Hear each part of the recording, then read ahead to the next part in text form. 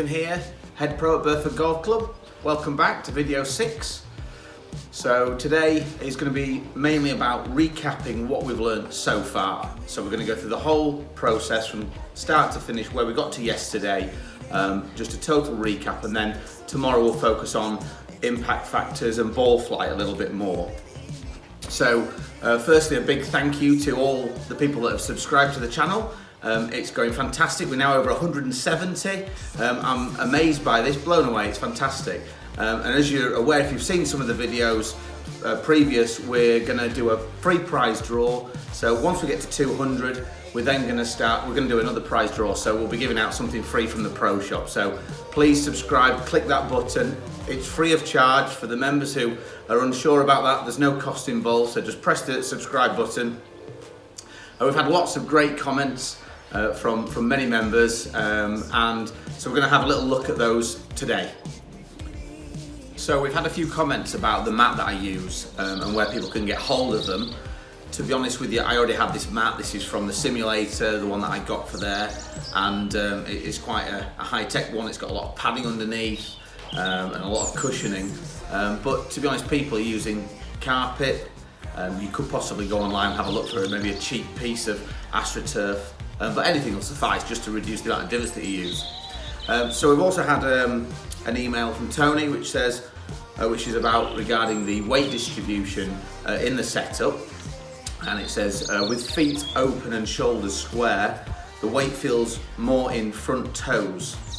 Does that make sense? So just to clarify, when we went through the process of adding our weight, we were trying to move our weight forward towards the target, but it was driven from the left shoulder or the front shoulder, as opposed to thinking about the weight coming from the ground initially. So as we move our weight into our left shoulder, that will then force the weight into the front toes. So it will be in the front foot, but it derives from the left shoulder being forward. So I hope that's a bit more clarity on that. And now it's time for question of the day.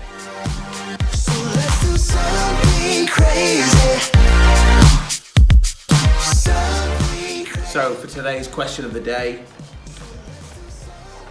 what you are teaching is one way of approaching the chip shot, and there are many others available.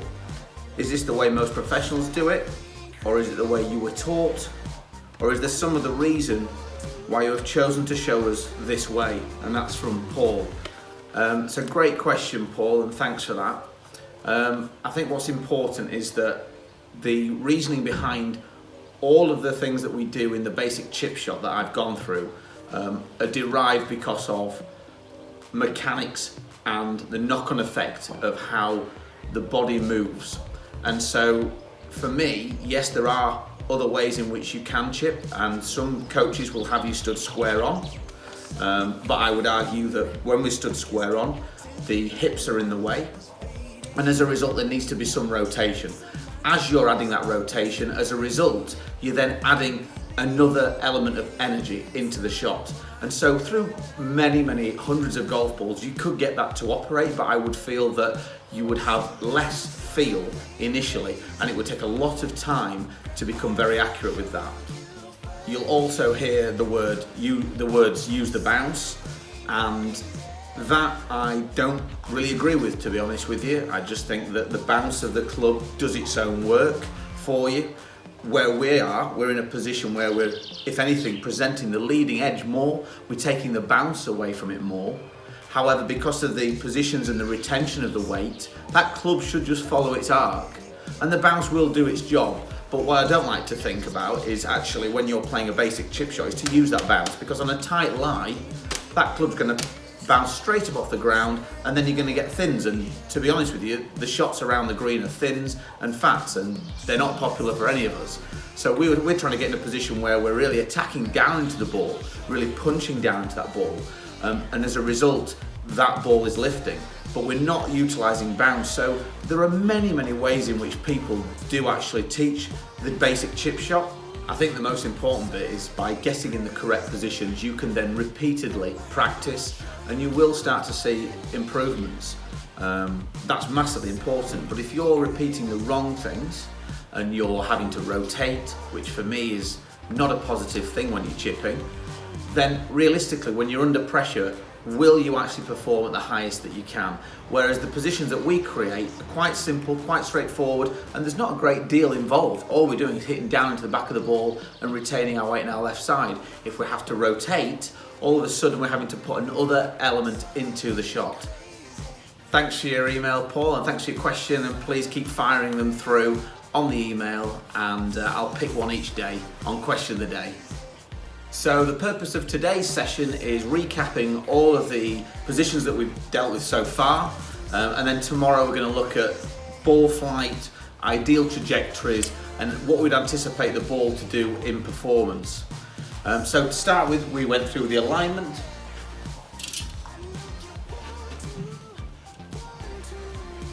We've got ball to target line, leading edge of the club at 90 degrees to that. 11 o'clock, we said that on the golf course, pick a bunker on the left hand side, aim at the left of the green, you're definitely going to be open at that point. We then had our feet at 90 degrees to 11 o'clock with the club width apart. We discussed about the stability of the swing, about how we don't want the width of the stance to be too wide because then it's going to start resisting, whereas if it's too narrow you're going to lose your stability. So the club width apart is just about right for us to be able to still be stable but also not have the influences of the left side getting in the way. Also, going back to the alignment of 11 o'clock, that was to clear the hips so that we didn't have to rotate because the body doesn't naturally rotate at these speeds. So then we discussed the ball position, and the ball position wants to find the inside of the big toe on your right foot or the back foot if you're left-handed.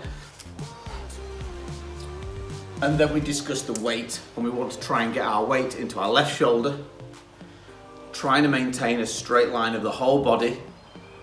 And now that we've applied this weight into our left side and the ball's at the back, we've now created a position where we can really hit down into the back of the golf ball. Then we discussed the backswing, and the backswing was going to go back along the target line and maintaining the left arm in one line with the club. Whilst we're taking the club back, the weight stays in this position forward. We don't want the weight to come back. And then on the downswing, we really want to feel as though we're hitting down into the back of the ball with the back of the left hand, and trying to maintain that left arm in one line with the club. So I think that's pretty much covered everything that we actually discussed over the last few videos.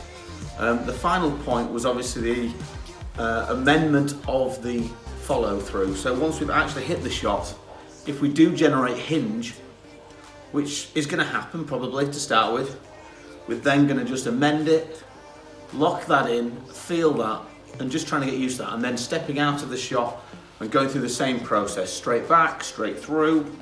If there is any hinge, amend it, feel it, and then walk away. And that repetition will start to really instill good movement, and then you should find that we're going to be able to maintain a really solid strike onto the back of the ball by keeping that left arm in one line with the golf club.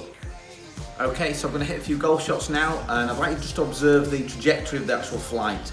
We're not trying to pop the ball up in the air, it's actually, if anything, quite a low penetrating one.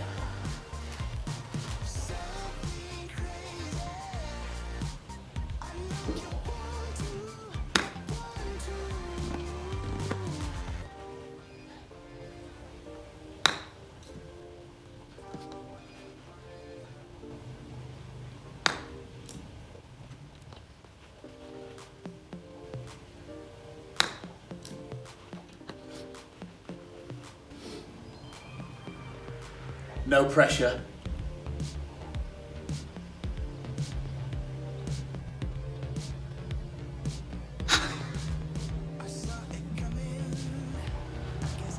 Okay, so you can see that golf ball not really getting very high off the ground at all, flying quite low. I think what's important is because we've put our weight forward and the ball's at the back, we've created a D-loft. So one would think, well, if it's coming in too low, surely it'll run on, but no. Because of the positions we've got, we're really being able to get the grooves activating on that golf ball, and as a result the spin will increase, and so you will see that ball check, but we'll go into that a bit more into detail tomorrow.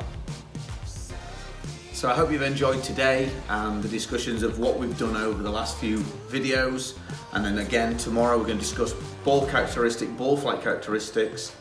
If you do have any questions, please keep them coming. Send them to the email address. Let us know how you're getting on. Are you trying this in the garden? Are you finding it a success? I must say that I feel more and more comfortable with strike the more I'm practicing, and the more I'm doing this, I feel as though I can deliver that same position of club face to ball. So it's certainly helping my game as well, and I hope it's helping yours. Well, thanks for watching. Keep safe. I hope you're enjoying these videos and look forward to seeing you tomorrow. Thanks.